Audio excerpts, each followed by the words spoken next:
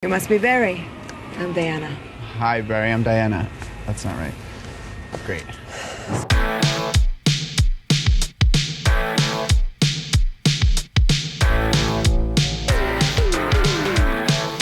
There's this one guy.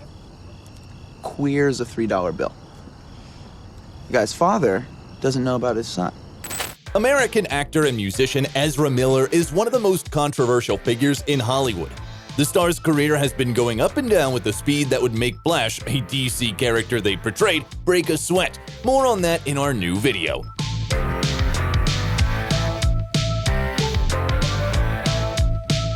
Flash, how the controversial Ezra Miller lives. Ezra Matthew Miller was born on September 30, 1992, in the township of Wyckoff, New Jersey. Their mother, Martha, is a Dutch-German professional dancer. Their father, Robert, a Jew, works in publishing. Ezra has two elder sisters, Saya and Caitlin. When Ezra was a kid, they struggled with stuttering, and one of their teachers recommended that they tried opera singing to manage it. After a year of practice, their breathing came back to normal and the stutter went away. Martha nurtured curiosity and imagination in her kids and encouraged their artistic endeavors. This inspired little Ezra to become an actor. They joined the Metropolitan Opera Chorus and performed at the opening of the rock opera White Crow. Our hero went to private schools, and when they were 10, they had their first encounter with the police after they spray-painted the phrase, "Stop the sweatshop labor," in a Gap store. They went on to another shop and got caught the second time. The future actor also got in trouble for throwing coins on a railroad together with other kids after an alert neighbor called the police on the little rascals. When Miller was 14, there were rumors they dated a girl 3 years older than them, Esther Wald. The future actor also started getting some big parts in low-budget short movies.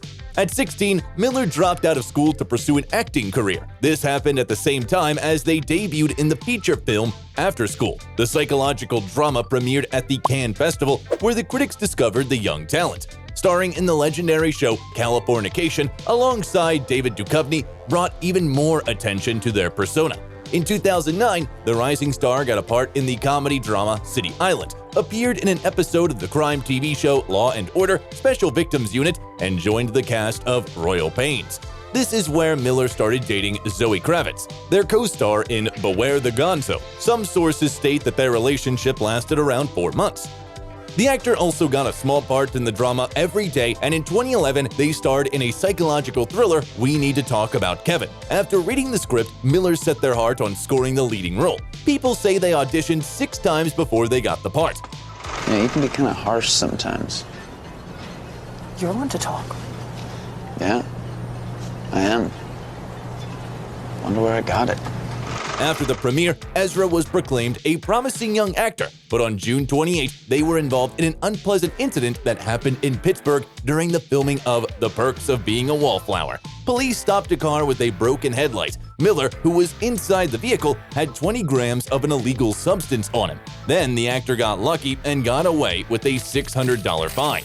In the same year, Miller played in the comedy drama Another Happy Day. The actor had a scene where they had to swim into the middle of a bay on a tire tube without any support equipment. Granted, there was a crew on a helicopter keeping an eye on them. Still, the scene didn't make it to the final cut. Back at that time, Miller was dating photographer Lauren Nolting. In 2012, the world saw the drama The Perks of Being a Wallflower, based on a book of the same name. The actors shared that when they first read the script, they thought that adaptation of their favorite book was a downgrade, but they changed their mind later. Perhaps the fact that the author of the novel wrote the script had to do something with it. Brad doesn't want anyone to know. Wait. Are you baked? Like a cake. Miller received MTV and Teen Choice Awards nominations for their role in the movie and won a Chopard Trophy at Cannes in 2012 in the Male Revelation category.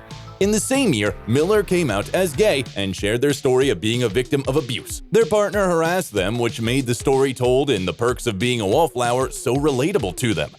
Ezra could have portrayed the journalist Lucien Carr in the biographical drama Kill Your Darlings that was released in 2013, but they turned down the role. However, they filmed a commercial for Prada before they appeared in Madame Bovary, a movie based on the novel of the same name. I fear I might be going mad. I think of nothing but you. I cannot even hear my voice in my own head. I only hear yours. Meanwhile, Miller's romantic life was pretty eventful. They started dating the American model and actress Erin Erb in 2013, and the couple announced engagement a year after. Unfortunately, the wedding got canceled and the two split in 2016 without a public statement. This relationship could probably be considered long-term, considering that their previous relationships lasted less than a year. In 2015, the actor added 2 more movies to their filmography, the comedy Trainwreck and the drama The Stanford Prison Experiment. Revolution! That's right! You heard it, Revolution! Apart from that, Ezra voiced Credence Barebone, a character in the LEGO Dimensions video game. Later, in 2016, they would portray the same character in Fantastic Beasts and Where to Find Them. You can control it. Credence. I don't think I want to, Mr. Griggs. Ezra also played the role of Barry Allen, also known as Flash, in Zack Snyder's Batman vs. Superman: Dawn of Justice. He returned to the role in the superhero comedy Suicide Squad. Soon, there appeared some speculation about Miller dating actress Shailene Woodley. The actress came to the shows of Sons of an Illustrious Father, Ezra's band, whose main audience is the queer community.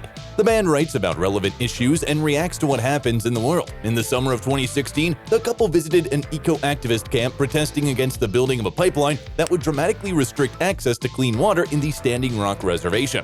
The two actors spent a few months together. Later, Miller said in an interview that they weren't interested in dating celebrities. In confirmation of this, during the protests against the construction of an oil pipeline, they had met a young, non-binary environment activist, Tokata Iron Eyes, who was only 12 at the time and promised to help them with their music career. In 2017, Miller took the young girl, a big fan of Fantastic Beasts and Where to Find Them, to London to show her the production studio. In the same year, Miller attended Comic-Con to meet Flash fans and harassed a fan by kissing them without their consent.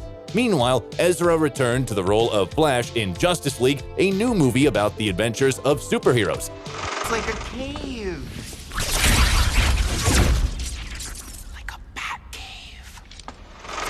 In 2018, the controversial actor was featured in the second part of Fantastic Beasts and Where to Find Them, Fantastic Beasts: The Crimes of Grindelwald. Miller also supported the #MeToo movement and spoke out about their experience of harassment at a young age. They claim that a well-known Hollywood producer and director tried to take advantage of them after offering to have a drink.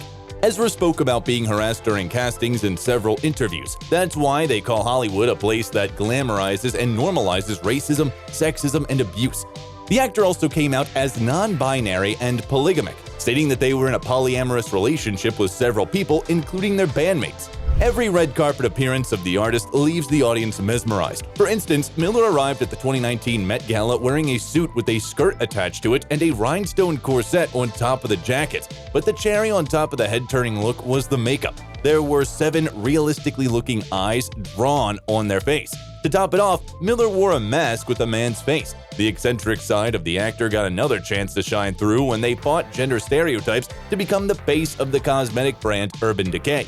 Miller also filmed an ads campaign for Palms Casino Resort in Las Vegas. Meanwhile, Lumos Foundation, a charity organization founded by J.K. Rowling, ran a campaign called A Magical Time of Year. Actors from the Harry Potter universe, including Ezra, made covers of famous Christmas songs. Miller teamed up with a colleague on a rendition of Hanukkah, Oh Hanukkah, and filmed a music video. Hanukkah, oh Hanukkah, come light the menorah.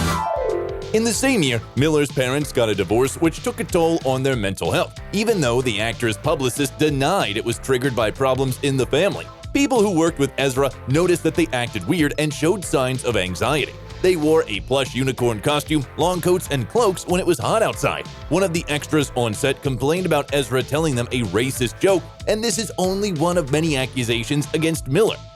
At the beginning of 2020, Ezra came back to their Flash role, appearing in an episode of the superhero show Arrow, and became the face of an ad campaign for Saint Laurent's men's collection. They continued to make provocative futuristic red carpet appearances that blurred the gender line. Ezra feels equally comfortable wearing chunky masculine boots or elegant heels with makeup or without. In the same 2020, the production of Fantastic Beasts: The Secrets of Dumbledore was put on hold and Miller went to Iceland. The actor went hard on raving and drinking there. Around that time, they met the spiritual advisor Jasper Young Bear, whose influence on Ezra was doubtful, as Young Bear convinced them that they were the next Messiah destined to fight demons. The actor built a whole community in Iceland that would remind one of a cult. Apart from food, Miller provided people with illegal substances. One of their ex-girlfriends described their aggressive behavior. They could easily kick someone out of the house if they didn't like something. In April, a video of Miller physically abusing a woman surfaced on the internet. She didn't press any charges, and witnesses stated that the incident happened after fans didn't want to leave the star alone.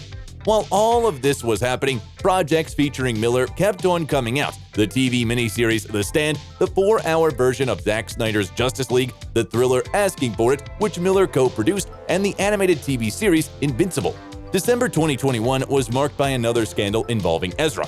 The eco-activist Tokata Iron Eyes dropped out of college because of Miller, and her parents noticed alarming changes in her behavior. They found out that Miller was providing her with illegal substances, took her phone away, and one day her family saw that the girl's body was covered in bruises. However, Tokata took Miller's side, claiming she harmed herself.